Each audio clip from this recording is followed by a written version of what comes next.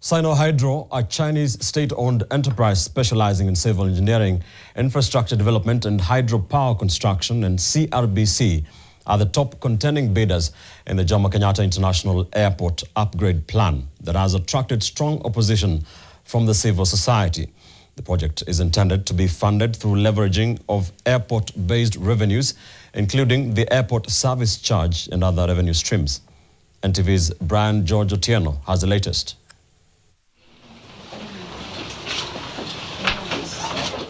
The government has capped the JKIA upgrade spending at not more than 154.2 billion shillings. The project will be funded on a structured financing model, and the government has onboarded Trade Development Bank and the Africa Finance Corporation, given the structured financing. The onboarded arrangers are multilateral development finance institutions, and the pricing meaning the project will be financed off balance sheet. That's to say, no spending from the annual budget. We're doing a project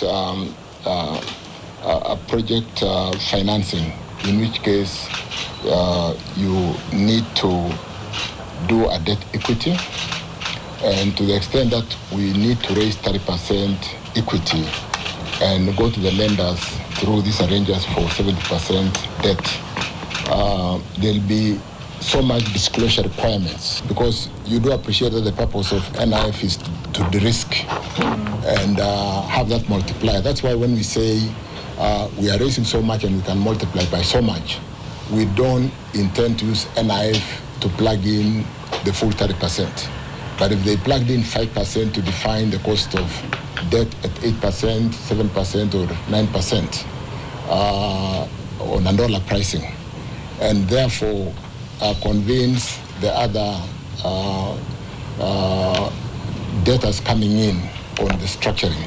On the tendering process, the ministry says the design and build contractor notice was done on the 3rd of March 2026 and advertised publicly.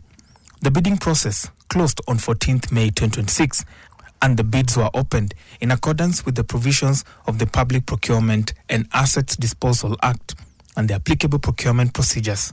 The procurement was undertaken through an open international competitive bidding process, providing equal opportunity to all qualified local and international firms.